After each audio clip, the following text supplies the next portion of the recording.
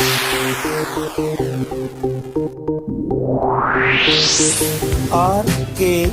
स्वागत है दोस्तों आपका एक बार फिर से हमारे YouTube चैनल RKB कैंफी वीडियोस में। हेलो एल्केन चैप्टर्स के जो पाठ्यनीति प्रश्न हैं उनमें हमने आपको 2 प्रश्न तो करा दिए हैं। आइए आज हम लेकर चलते हैं आपका तीसरा प्रश्न जो पाठ्यनीति प्रश्न है उनमें से। क्वेश्चन नंबर 3 में कहा गया है कि प्रोपेन के विभिन्न डाई हैलोजन व्युत्पन्नों की संरचना लिखिए। इस तीसरे प्रश्न में आपको कहा गया है कि जो प्रोपेन है, प्रोपेन के डाई हैलोजन व्युत्पन्नों की संरचना बनानी है। तो सबसे पहले हमें प्रोपेन का सूत्र लिखना होगा। प्रोपेन का सूत्र होता है C3H8 यानी CH3 CH2 CH3। अब इसमें डाई हैलोजन हमें यौगिक बनाने हैं। डाई मतलब जिसमें 2 हैलोजन परमाणु आपके प्रतिस्थापित किए गए हों। हैलोजन परमाणु जब भी प्रतिस्थापित होंगे तो वो हाइड्रोजन के द्वारा होंगे, यानी हाइड्रोजन को प्रतिस्थापित करके तब हैलोजन परमाणु की एंट्री इस यौगिक के अंदर होगी। तो यहाँ पर जब आपने थ्योरी पढ़ी होगी तो वहां आपको कार्बन परमाणुओं के प्रकार बताए गए थे, जिनमें प्राथमिक कार्बन, द्वितीयक कार्बन, तृतीयक कार्बन इस प्रकार से लिए गए थे। उसी के आधार पर हम हाइड्रोजनों की भी व्याख्या कर सकते हैं। तो किसी भी यौगिक में जो इस प्रकार का क्वेश्चन आपका होगा उसमें हमें सबसे पहले हाइड्रोजनों के प्रकार देखने होंगे कि कितने प्रकार के हाइड्रोजन हमारे वहां पर दिए गए हैं। तो हाइड्रोजनों को देखने के लिए पहले हम कार्बन को देख लें। ये CH3, इसके साथ केवल एक कार्बन जुड़ा हुआ है, तो ये कार्बन हमारा प्राथमिक कार्बन है, प्राइमरी कार्बन है। इस कार्बन CH2 वाला जो है इसके साथ 2 कार्बन जुड़े हुए हैं, तो ये द्वितीयक कार्बन हुआ। इसी प्रकार से CH3 जो है वह प्राथमिक कार्बन हुआ क्योंकि इसके साथ भी एक कार्बन जुड़ा हुआ है। अब यहाँ पर कार्बन हमारे 2 प्रकार के हैं, प्राथमिक और द्वितीयक, तो हाइड्रोजन भी हमारे 2 ही प्रकार के होंगे। अब जो प्रतिस्थापन होना है हैलोजनों का, सपोज करो हम हैलोजन X की जगह हम ब्रोमीन को लेकर चल रहे हैं। ब्रोमीन ले लीजिए, क्लोरीन या आयोडीन, आप X भी लेकर इसको कर सकते हैं। तो हम किस प्रकार से इन हाइड्रोजन को प्रतिस्थापित कर सकते हैं? या तो दोनों प्राइमरी हो या फिर एक प्राइमरी और एक सेकेंडरी हो, और उसी आधार पर दोनों के दोनों सेकेंडरी भी हो सकते हैं। तो यहां देखिए इसके कितने डाई हैलोजन प्रतिस्थापित बन सकते हैं वो देखना है। तो सबसे पहले आपका CH3 CH2 CH, हमने यहाँ के इस प्राथमिक कार्बन के दोनों हाइड्रोजन प्रतिस्थापित कर दिए ब्रोमीन से। एक ब्रोमीन यहाँ पर जोड़ दिया और एक ब्रोमीन यहाँ पर जोड़ दिया। एक संरचना तो आपकी बन जाएगी ये। दूसरी संरचना आपकी हो सकती है CH3 की बजाय CH2 ले लीजिए, और यहाँ पर एक Br, एक CH2 और एक CH2 और Br। अब की बार हमने दोनों प्राथमिक अलग अलग प्राथमिक हाइड्रोजन को प्रतिस्थापित किया। यहाँ पर दोनों प्राथमिक एक ही कार्बन के थे, यहाँ दोनों प्राथमिक अलग अलग कार्बन के थे। अब इसके बाद हम एक प्राथमिक और एक द्वितीयक को लेकर चल सकते हैं, यानी ये हो जाएगा हमारा CH3। फिर उसके बाद जो आपका CH2 है उसका एक हाइड्रोजन हटाकर हमने ब्रोमीन लगा दिया। फिर उसके बाद हमने लगा दिया CH2 करके इसके साथ एक ब्रोमीन और लगा दिया। यानी यहाँ पर अब एक सेकेंडरी और एक प्राइमरी हमने हाइड्रोजन को प्रतिस्थापित कर दिया। अब इसके पश्चात हम दोनों के दोनों जो ब्रोमीन है वो सेकेंडरी कार्बन पर जोड़ दें, यानी CH3C, एक Br यहाँ पर, एक Br यहाँ पर और एक CH3 यहाँ पर। अब हमारे ये 4 डाई हैलोजन प्रतिस्थापी यौगिक बन गए। अब यहाँ इसमें केवल संरचना बनाने के लिए कहा गया था, लेकिन मैं आपको कहूंगा कि अब इसका IUPAC नाम भी लिख दीजिए। चलिए देखते हैं इनके IUPAC नाम किस प्रकार से लिखे जाएंगे। जैसे यहाँ पर है 1 2 3 कार्बन है, तो 1 die bromo propene, 1 die bromo, और इसका नाम हो जाएगा प्रोपीन। इसी प्रकार से यहाँ हो जाएगा 1 डाई ब्रोमो प्रोपेन, ये हो जाएगा 1 डाई ब्रोमो प्रोपेन, और ये हो जाएगा 2 डाई ब्रोमो प्रोपेन। तो प्रोपेन के जो डाई हैलोजन व्युत्पन्न है वो कुछ हम इस प्रकार से निर्मित कर सकते हैं, इनके IUPAC नाम भी बना सकते हैं। इसी प्रकार से अब मैं यहाँ पर आपको एक क्वेश्चन दे रहा हूं पेंटेन। आप लोग पेंटेन के डाई ब्रोमो यानी डाई हेलोजन यौगिकों की इसी प्रकार से संरचना बनाकर देखें। अगर आपको उसमें किसी प्रकार कोई समस्या आती है तो आप कमेंट बॉक्स में इसका जवाब हमसे पूछ सकते हैं। एक क्वेश्चन ये होगा। इसी प्रकार से अब आपका जो नेक्स्ट क्वेश्चन है उसमें भी कुछ इसी प्रकार से हमें देखना होगा। आइए चलिए देख लेते हैं कि हमारा नेक्स्ट क्वेश्चन जो है क्वेश्चन नंबर 4 वो क्या दिया गया है। क्वेश्चन नंबर 4 में कहा गया है कि पेंटेन यानी C5H12 अणुसूत्र वाले समावयवी एल्केनों में से उसको पहचानिए जो प्रकाश रासायनिक क्लोरीनन यानी क्लोरीन के साथ अभिक्रिया कराने पर निम्न देता है, जिसमें सबसे पहले दिया है केवल एक मोनोक्लोराइड, सेकंड में कहा है 3 समावयवी मोनोक्लोराइड और तीसरे में कहा गया है 4 समावयवी मोनोक्लोराइड। तो आइए देखते हैं इस क्वेश्चन को हम किस प्रकार से कर सकते हैं। जो आपका क्वेश्चन नंबर 4 है उसका एक पार्ट तो मैं आपको अभी तीसरे क्वेश्चन में ही दे चुका हूं। अब यहाँ इस क्वेश्चन में दिया क्या है एक बार चलिए वो देख लेते हैं। यहाँ पर आपको पेंटेन के बारे में कहा गया है C5H12। मैंने अभी आपको डाई हेलोजन कंपाउंड लिखने के लिए कहा है, लेकिन यहां पर इसने कहा है कि C5H12 की ऐसी संरचना बताइए, ऐसे कंपाउंड बताइए जो इसके आइसोमर्सों समावयवी हों, जो कि अभिक्रिया कराने पर अलग अलग प्रकार के 3 इसमें पार्ट दिए हुए हैं, वे अलग अलग प्रकार के आपके यौगिकों का निर्माण करता हो।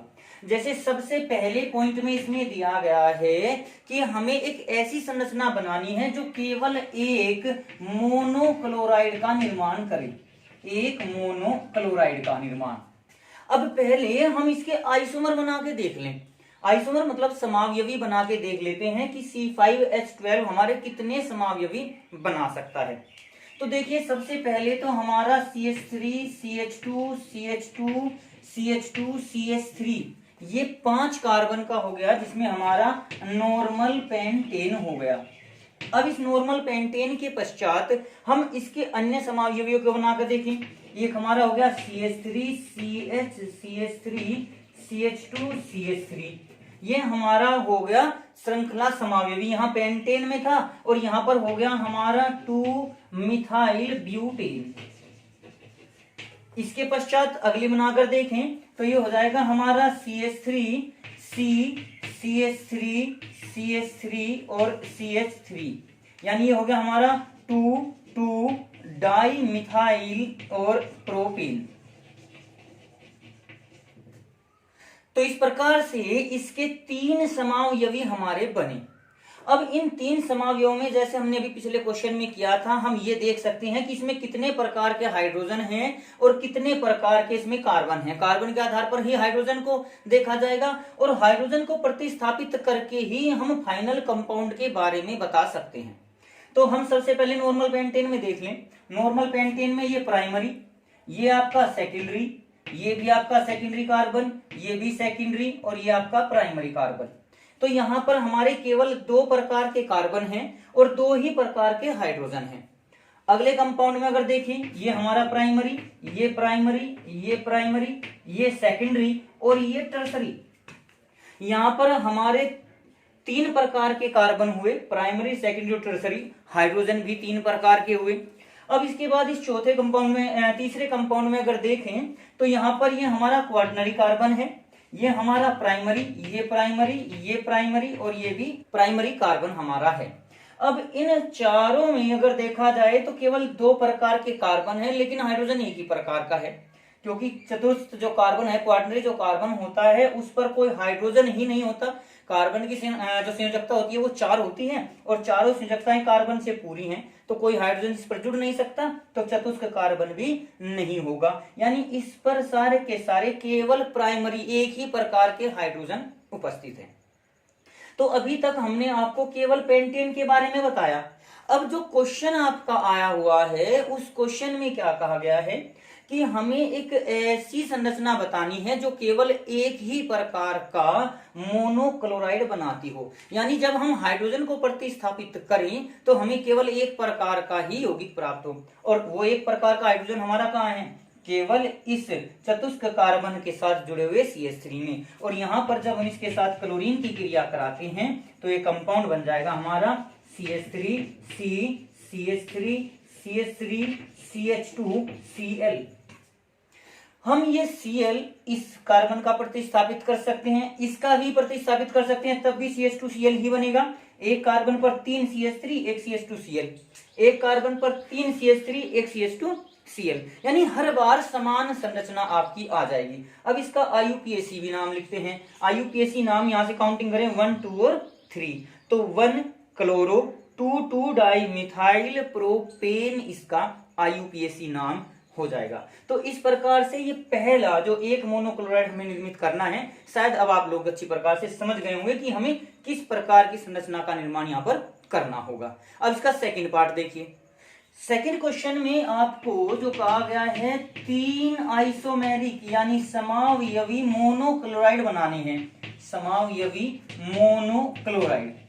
अब जैसे कि अभी हमने ये पिछला क्वेश्चन किया था, इसका फर्स्ट पार्ट किया था, उसमें केवल एक क्लोरीन को प्रतिस्थापित करना था यौगिक के अंदर, तो हमने उस यौगिक को देखा जिसमें एक ही प्रकार का हाइड्रोजन है। अब उस क्वेश्चन को तो मैंने रफ कर दिया, तो अब आपके सामने यहाँ पर 2 संरचनाएं बची हुई हैं।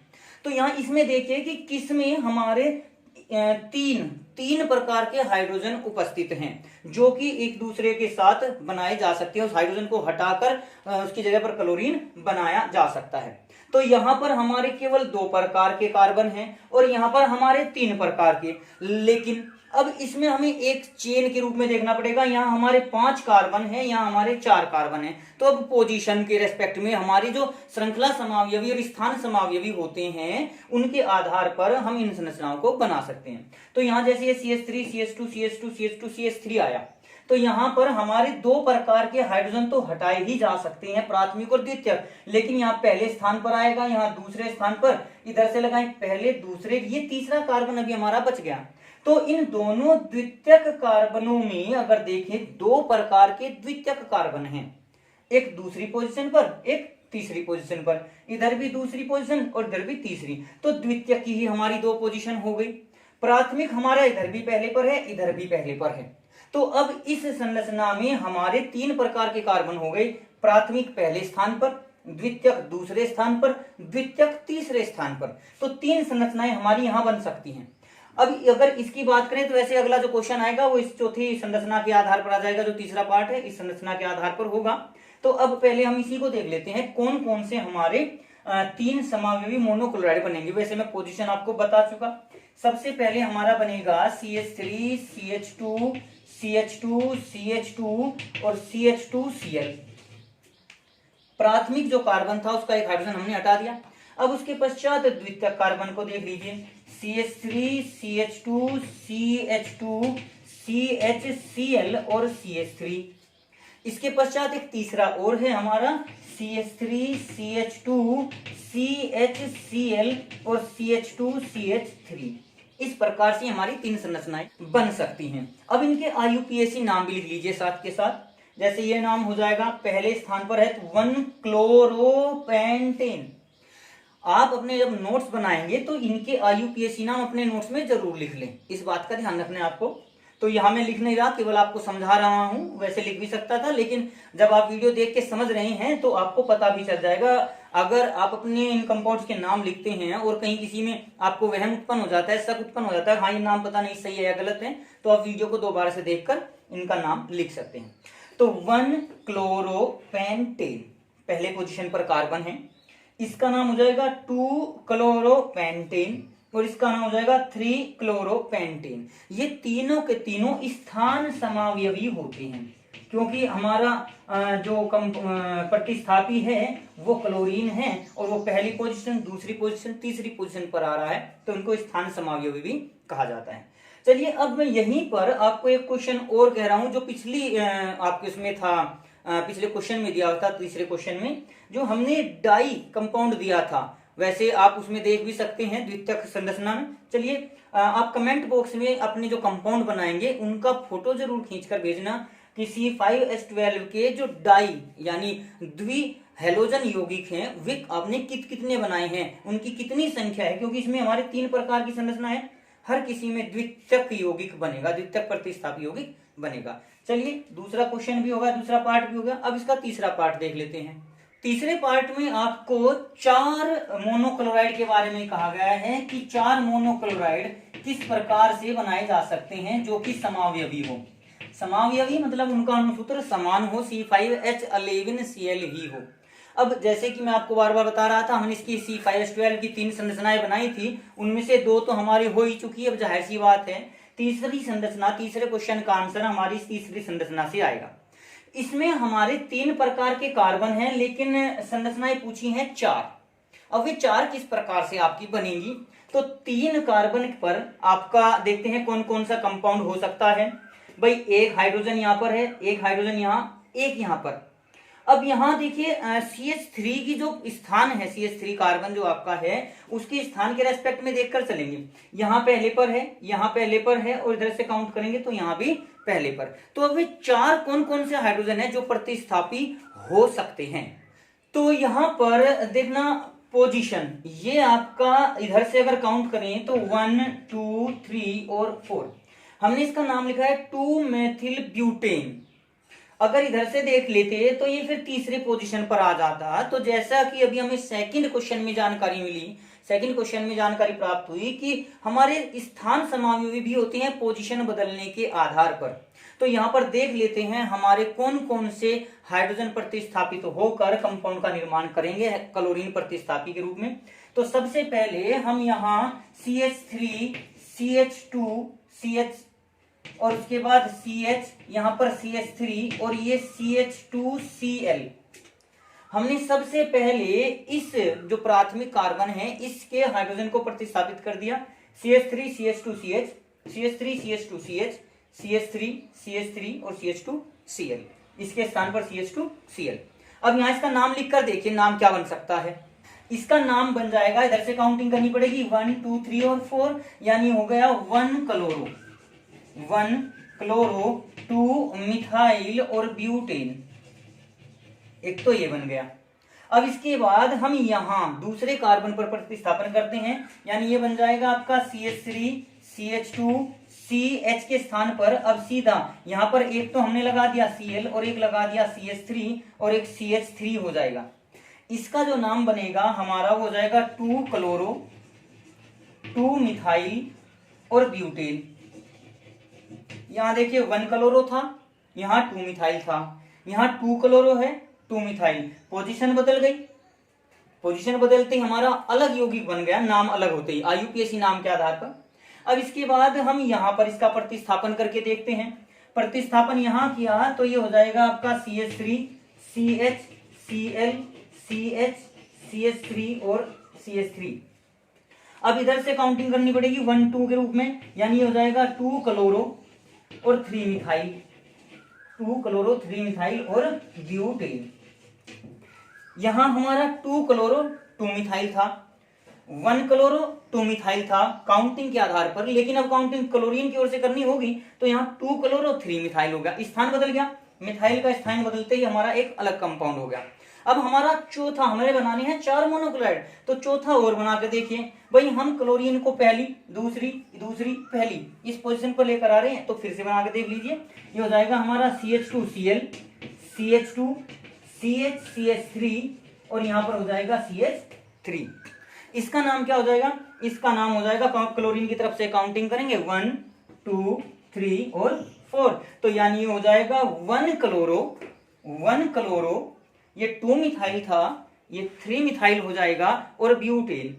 तो इस प्रकार से पोजीशन बदलने पर आपके हर बार एक अलग प्रकार का यौगिक प्राप्त हो रहा है, यानी हमें 4 मोनोक्लोराइड प्राप्त हो गए। समावयवी हैं क्योंकि सभी का अणुसूत्र समान है। तो उम्मीद करते हैं कि इस प्रकार से समझाया हुआ ये क्वेश्चन आपकी समझ में अच्छी प्रकार से आ गया होगा। जैसे मैंने अभी तीसरे क्वेश्चन के पश्चात करने के पश्चात आपको एक क्वेश्चन सोल्व करने के लिए, आपको स्वयं करने के लिए दिया था, लेकिन वो अच्छी बात हुई कि अगला क्वेश्चन भी आपका उसी प्रकार से आ गया। तो मैं एक क्वेश्चन आपको यहाँ पर भी दे रहा हूं और जरा इस क्वेश्चन को बहुत ही ध्यान से करना, थोड़ा बड़ा क्वेश्चन बनेगा। 2,4,4 ट्राई मिथाइल हेक्सेन ME, इसको कैपिटल ME के रूप में अगर लिखा जाता है तो ये मिथाइल ही पढ़ा जाता है। नोमेनक्लेचर में आप पूरा का पूरा मिथाइल भी यहाँ पर लिख सकते हैं। आप इस कंपाउंड के 2,4,4 ट्राई मिथाइल हेक्सेन के मोनो हेलोजन यौगिक, मोनो क्लोरीन हो मोनो ब्रोमीन हो, उनकी संरचना बनाकर आप कमेंट बॉक्स में उसका फोटो खींचकर भेजिए या व्हाट्सएप नंबर पर आप इसका आंसर भेजेंगे कि इसके कितने आपके IUPAC नाम बन सकते हैं, कितने कंपाउंड बन सकते हैं जो समावयवी हो सकते हैं।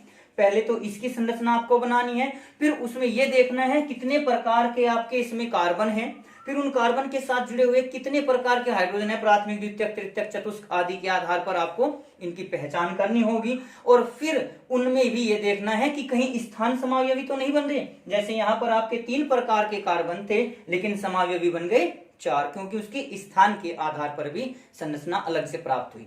तो चलिए आज की वीडियो में हम केवल इतना ही लेकर चलते हैं, केवल ये 2 ही क्वेश्चन लेकर चलते हैं। अब बाकी के जो बचे हुए क्वेश्चन होंगे वो आपको हम अगली वीडियो में प्रस्तुत करेंगे। आज की वीडियो में बस इतना ही। अगली वीडियो प्राप्त करने के लिए हमारे चैनल को सब्सक्राइब करें, वीडियो को लाइक करें और अगर वीडियो अच्छी लगे तो कमेंट्स करें और दोस्तों को भी शेयर करें।